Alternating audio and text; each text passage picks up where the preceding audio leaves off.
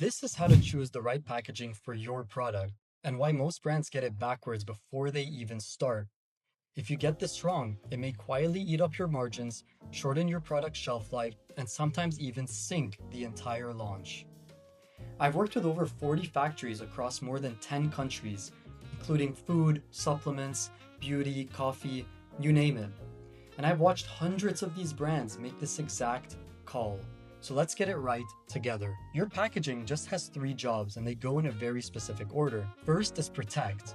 Keep the product safe from moisture, light, oxygen, and even impact. A powder that clumps because the barrier was wrong isn't necessarily a product failure, it could just be a packaging failure. Now, second is to preserve. Your packaging sets your shelf life. 6 months versus 18 is often just the material composition. Now, third is to present. How does it feel? How does it look?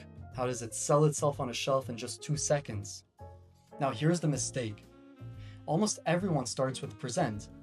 They see a competitor's matte black box on Instagram and they want it, before they've even asked whether their product even needs that level of protection. Then the quote comes back, it's at $3 a unit, the margin's completely gone, and they're stuck with it. That's why this order matters. You want to protect first, you want to preserve second, and then you want to present last. All of it being within your budget. If you lead with looks, the budget may bite you afterwards. If you lead with functionality, then the right packaging is usually the affordable one anyways. Get this order right and the decision is almost going to make itself. Now, once your priorities are clear, picking the format is actually the easy part. There are 3 questions that will get you most of the way. What state is your product in? Is it a powder, liquid, or cream? How is it stored? And how does the customer use it? Now, for things that are dry and resealable like coffee or protein or granola, then stand-up pouches are really the way to go. They're light, they have great barrier properties, and they're cheap to ship. Now, liquids like serums, sauces, or beverages will mainly use bottles or jars. Glass for premium, and then PET or HDPE when shipping costs matter more. For paper tubes, one of my favorites, they're underrated and rising fast. They're for things like supplements, tea, powder, cosmetics. They have a premium feel, yet they're very sustainable. And they stand out because almost nobody else uses them yet. Now, rigid boxes are great when unboxing is part of the brand. They're premium, but expensive and heavy to ship. Now, squeeze tubes are used for creams and gels.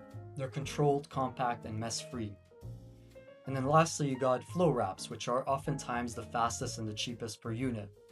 These are for things like bars, sachets, or just single-serve items. Now, how do we take this knowledge and make use of it? Well, there are 3 things that you can do today. One is write down what your product physically requires. Is it barrier? Is it shelf life? What type of protection does it need? That's going to be looking at protecting and preserving. 2, map how the customer is going to use it. That's going to narrow down your format fast. And then 3, get real samples in real materials, not just mock-ups. Hold them, ship them to yourself.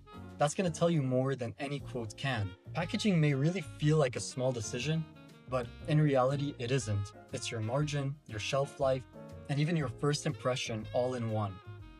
Function first, looks last, and you only have to make this decision one time. I hope you guys learned something from this. If you have any questions, let us know. We're happy to help. We have more videos coming soon on materials, pricing, compliance, and we'll see you then.